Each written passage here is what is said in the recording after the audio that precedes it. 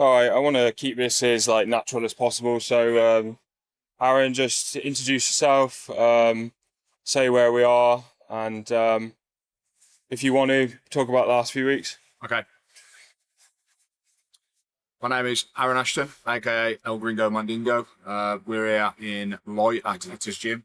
I'm a professional bare knuckle boxer. I fight for BKB. And I'm also one of the stars of the As It Is movie, shot by Marcus Hart. Yeah.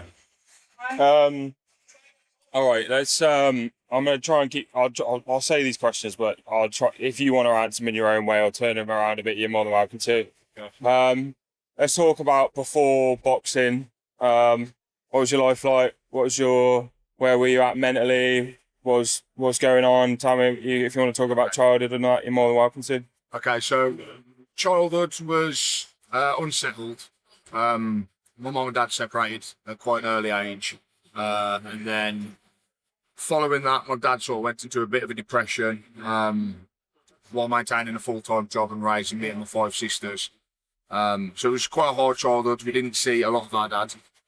He was sort of brought up by childminders and family members and whatever, but dad was always there. He was always at work, providing for us. As I grew up, I started to seek comfort in relationships and marriage. I actually had 2 failed marriages. And when my second marriage failed, my mental health took quite a big hit. I was suicidal, homeless, bankrupt, and I had quite a bleak, uncertain future. Fortunately for me, at the time, this place, Hitters, was just opening its doors and taking on members. I walked in, and that was my first experience of being in a boxing gym. And from there, I had a long... Sorry, I've been fucking dickhead. No, it's all right. Yeah, so I walked through the doors, and instantly I knew I found the place I needed to be. I found distraction, I found routine, I found purpose. And I found a group of like-minded people who were all positive and focused on goals. Now that allowed me to put all of the chaos behind me. And since I've been coming here, my life has balanced out in a massive way. Obviously, it's opened a lot of opportunities for me. From fighting on small shows to fighting in the town halls and fucking leisure centres and stuff like that. I've now elevated to the point where 2 weeks ago, I had a fight at the O2 in London, bare knuckle, against Brad Donovan, who was ranked 12th in the country, and I beat him within 2 minutes. So, and all of this is down to boxing. You know, without boxing, I wouldn't have that direction in my life. I wouldn't have a purpose. I wouldn't have a reason to get out of bed in the morning. Boxing for me is everything. It's structure, it's routine, and it's more importantly purpose. If I can go a bit into detail, at what point do you think you realised within yourself that boxing was like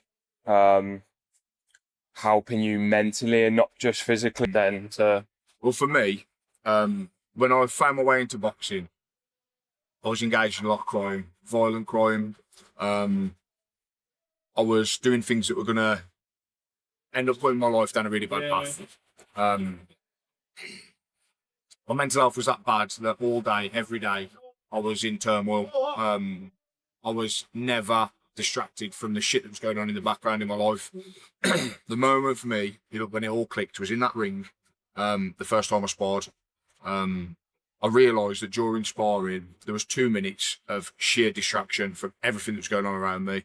All that existed for that 2 minutes was my opponent. There was no relationship drama, there was no grief, there was no depression, there was no mortgage problems, there was nothing. All that existed for that 2 minutes was the guy stood in front of me trying to chin me. And it made me realise that in those moments of chaos, you can find calm. And that was at a time when my life was completely chaotic.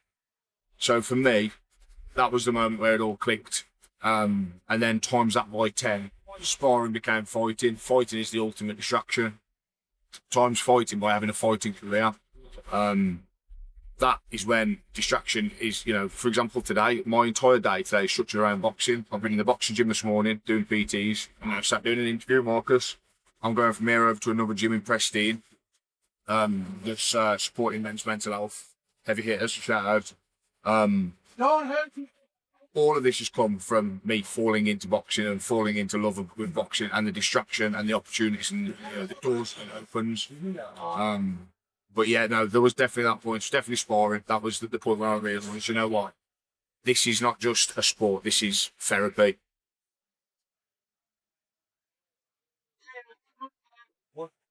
Going back into like struggling in silence, which I think a lot of us do. You ever have been to the gym one day and like, I don't know, you've been thinking about something and obviously it's the distraction. You ever watched the film Fight Club? Yeah, what's up? You know where he beats Jared Leto on the floor and Yeah. it goes a bit overboard because he's all pent up and he's built up. Yeah. Has there ever been like a day where like you might have like, I don't know, been bit in your head and you've kind of zoned out because you're dealing with something and you might have like, do you know what I'm trying to get at? Like, have you? Yeah, I mean, probably the best example of my emotions being at fever pitch was 2 weeks ago for my fight in London. So I fought on the Saturday. On the Thursday, I lost my dad. So the whole of that week, on Monday that week, I went to New Cross Hospital. I'd had a call to say that my dad, he'd had a stroke and he wasn't going to recover. I got there on the Monday and I stayed in hospital by his bedside until Thursday at 12:30. I left the hospital and I drove straight to London for the fight. Thursday night I checked in, weighed in. Friday morning I had to cut weight, got on the scales at fight weight, did media all day Friday, and then on the Saturday was obviously fight day. Now you got to bear in mind, my emotions through that whole period were just in overdrive. You know, I'd just lost my dad and gone straight to London for a fight. I hadn't even had time to process my emotions yet. It was just everything was fucking raw. I autopiloted my way through that whole weekend, all the way up until the fight. I did my ring walk and I was amped. You know, I could feel the fucking atoms vibrating in my fucking soul. I got into the ring. We had the fight, and because of the build-up to it, because of all the emotions going into it, I'd lost all interest in winning the fight. All I wanted to do was just feel something. And the fight was quick. I stopped the guy in 2 minutes, and I think in that moment, because of where my emotions were at, I wanted more. I wanted it to keep going. There's a video of me floating around and I'm above him saying, fucking come on, get up, get up, get up. Because I just wanted to feel something. I wanted to feel pain. I wanted to feel hurt. I wanted to feel something other than numbness. Because up until that point, that was all I felt. After the fight, the gravity of what had happened had actually sunk in. And I realised that I'd done a very positive thing with a very negative situation.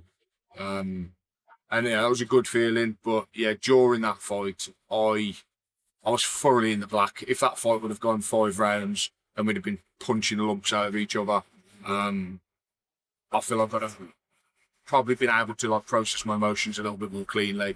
But it is what it is. It's the nature of the fight game.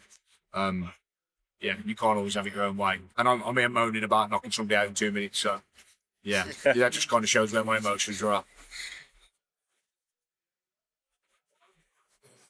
What, 5 months? Literally, yeah. Trained all through fucking Lucas Brown fight camp, Dan Matthews fight camp. They both got cancelled, carried on training. So yeah, I think total about 22 weeks of fight camp. No, that's crazy.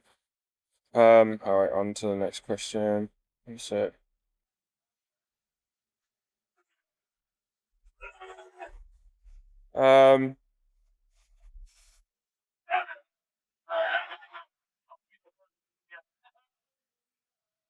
So we made a film here about a year ago now, didn't we? Mm-hmm. And like the whole sort of like ethos around the film is like blokes not really talking about sort of mental health, and the film inevitably is kind of like a guy's sort of situation where he can't talk and he needs to have a fight to be able to speak on emotions basically, and that's kind of similar to what you just said really.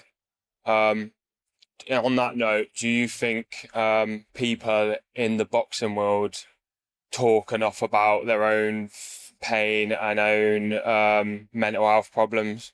Would you think it is? I'm not saying it's not. It is obviously a distraction, but do you think that boxers personally talk about it a lot? I think it's a bit of both, if I'm being honest. So obviously you've got like the high-profile deaths recently, like Ricky Hatton. Ricky Hatton obviously committed suicide. Ricky Hatton struggled with his mental health. Tyson Fury's attempted suicide. He was very open about his poor mental health. I do believe that this, though, is boxing, the boxing community being around it. It is an outlet for a lot of people to talk about the mental health. And I feel like it's a good way for them to be around likewise people who are struggling with the mental health. Look at this gym, for example. We've got ex-drug addicts, ex-alcoholics, mental health cases, people who have had big relationship breakdowns, people who have attempted suicide, people who have lost friends through suicide. Most people don't talk about these things because they're not around like-minded people. They're around the workmates and the pub friends. Within these four walls, you're going to find people from all walks of life, and you are going to find people with a lot of trauma.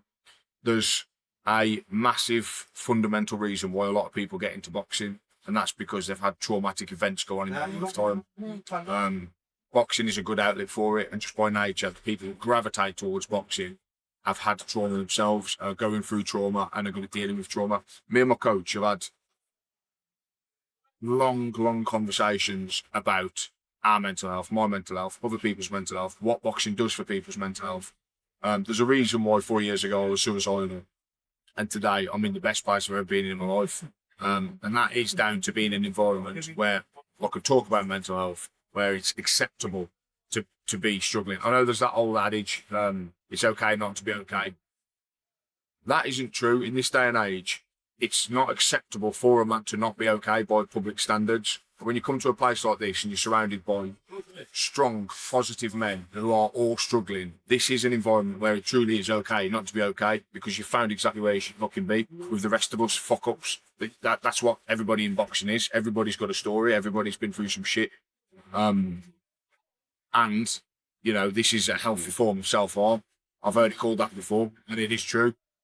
You'll come down here on a Saturday morning for sparring, you'll spend hours getting punched in the face. You'll go back home and you will feel completely relaxed, completely calm, and completely in control of your life. So for that reason. Sorry to jump in. I've noticed this a lot in the thing is, obviously, whatever people want to say, it is originally like a working class man's sport, and I think boxing has this stigma that it's connected to violent people, and I think it's kind of interesting because a lot of people from that background sometimes they're struggling with it's a lot of issues, society, politics, but their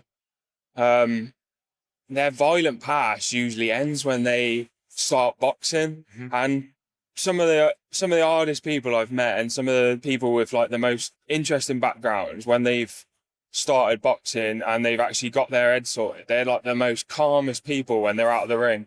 I think that's like the positive thing that I take away from it. Like 9 times out of 10 is that, like, I've even had it on myself. Like, people easy to like put you like brush you with like a paint because they think, oh, you box, you must be violent. But actually, like, boxers are like the calmest fucking people. Yeah. Sometimes. Yeah.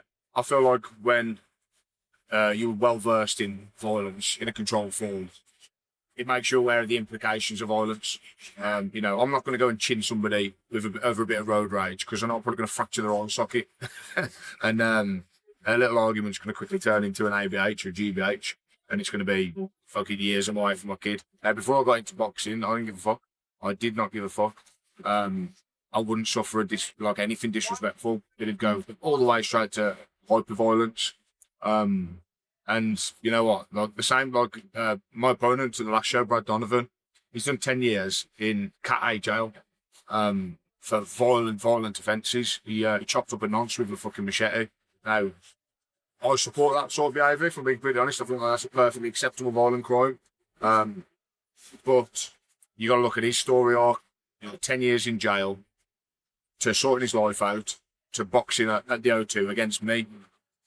He's not running around causing fucking carnage anymore. He's focused. He's on a professional path. It's going to open up a lot of positive opportunities for him. And it's the same for everybody in boxing. Another lad who trains out of here at Ashton Post, he used to be involved in a lot of altercations, but now he's in the gym. He's somewhat calm. Still a prick, but he's calm.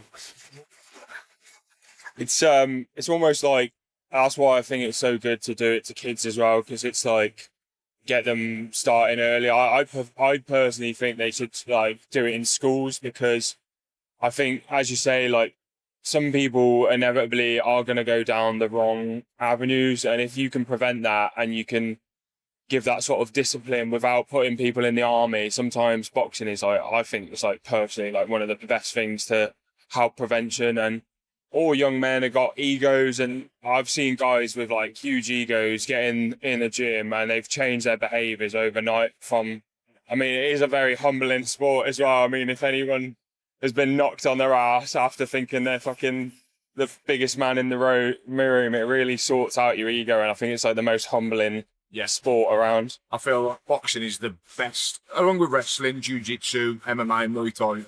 I feel like all combat sports are really good at teaching kids that they're not made of glass. And it is very good at humbling egos. I'll be the first person to admit it. I walked in here, 18 stone and muscle, was in really good shape, big lad, big ego. And I got chinned by a 14-year-old. Not too ashamed to admit it. I've been beat up by amateur lads who are like 16, 17, and they are razor sharp. Like I can't have an ego now. I can't judge a book by its cover. I can't look at a bloke and go, he looks like a pussy. Because I've seen some blokes who look like pussies who will beat the fucking piss out of you if you give them half a chance. So yeah, boxing's definitely a very level playing field. And the big thing for it, if it teaches kids, is that you are made of glass. There's more to life than sitting in your fucking bedroom and playing Call of Duty. There's a whole world out there. Most kids aren't confident enough to go and engage in that world because they feel brittle. They feel that they're weak. Now, you engage in a sport like this for long enough, you realise you are anything but weak. And that's man, woman or child, regardless. You do a few fucking years of it. A few years of getting broken noses and, split ears, split lips, split eyebrows. You see how quick they heal. You're back in there the next week. You realise all of a sudden, you know what? I'm actually capable. And then you can go into a room full of, big, strong characters, and you can hold your own. You see it with kids who come in here. They can come in here as meek as kitten. Give them a year or two. They're sat with all of us lot, like talking shit, ripping fucking 20 stone blokes, taking the piss out of their airlines. There it is for anybody who wants to see it. I think boxing can do wonders for people's self-esteem, massive. I really think it does like turn blokes into like proper gentlemen at time, and like I'd say like it's not natural for some people to be at home pent up, like especially young men like playing computer games, and then they have all this aggression, and then sometimes only takes like one moment and then you lash out in the wrong way because you're not got that strength and that control that boxing inevitably gives you. And last question before we got to shoot off. 9 inches. What would you say to a young person from with your past using boxing to cope with pain? Like what would you say if they, as I just said, I touched upon, if blokes like build up their anger in all sorts of ways, and especially sometimes people would look at boxing and have a stigma and they won't even want to do it because they don't think they're capable. But what would you say to like a young lad, if you had to look back on yourself, like you as a young person, what would you say, you reckon? You need to believe in yourself. You need to believe in the fact that whatever you put your mind to, you can achieve. 4 years ago, I never put a pair of boxing boots on. And 2 weeks ago, I was fighting in probably the most high-profile fight on BKV at the O2 in London. That's in 4 years, and that's purely because I believed in myself. I walked in, saw what it was about, and thought, you know what, I can do this. Then apply yourself. You have to train like a fucking dragon chasing you, and you have to do it consistently. You can't make excuses. You have to show up. So believe in yourself, apply yourself, and more importantly than anything else, don't let anybody's opinion dictate your outcome. If you think that you've got a shot at something, if you think that you're doing something that's going to benefit you, don't let anyone tell you other. I had detractors the whole way through my boxing journey. People who take the piss for me, uploading videos, uploading pictures of me training, uploading all my stuff. Look at my fucking profile now. Look at the opportunities that are around me. big yourself up, be your own biggest fucking fan. If you're going to engage on this journey, let people know who the fuck you are. Don't just be good at boxing, that's not enough. You know, there's plenty of lads in this gym who are really good at boxing, who nobody knows about. There's lads in this gym that are better at boxing than me. I'm not the best boxer in the gym, there you go. Everyone thinks I'm not. But I've got a big profile, and that's purely because I fucking push it, because I put my face in front of people's faces. So yeah, believe in yourself, apply yourself, and don't listen to anybody else. Do your thing.